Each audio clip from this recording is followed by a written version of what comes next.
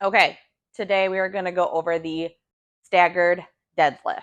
So this is a great way to work one of your legs at a time. So a single side movement. So you are strengthening your legs, glutes, quads, whatever muscle you're working independently from each other. Like deadlifts and squats where you're doing them on both legs. If you have a stronger leg, which most of us do, it can be easy for that side to kind of take over. So this is a great way to work your legs independently.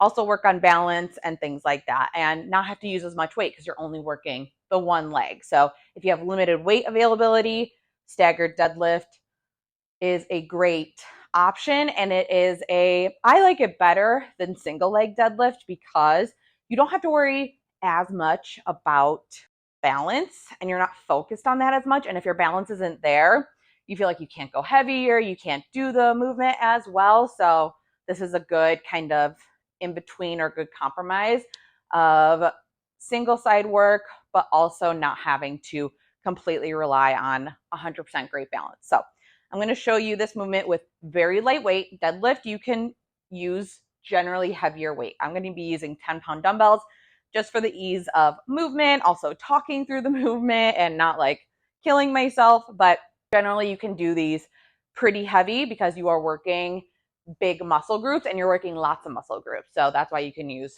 more weight. But I'm going to be using these cute little 10-pound dumbbells. The way I like to kind of start it off is just like standing in your normal deadlift stance, feet together, about shoulder or hip width apart.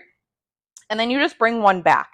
You want 70+% of your weight to be on that front leg. Okay, so starting here, bringing this back as a balance, as a kickstand.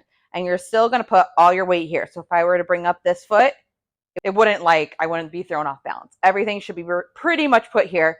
This is for balance, for help. Think of it as a kickstand. So still shoulders back. Make sure you're not dropping your chest.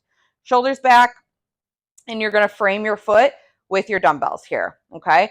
So your back foot can be either to the side, can be a little bit more behind, depending on what your balance is like.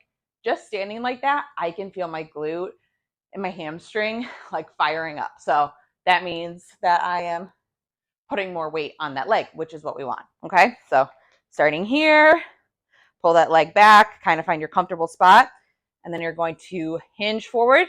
Still have a bend in this front leg though, and squeeze that left butt cheek to stand, okay?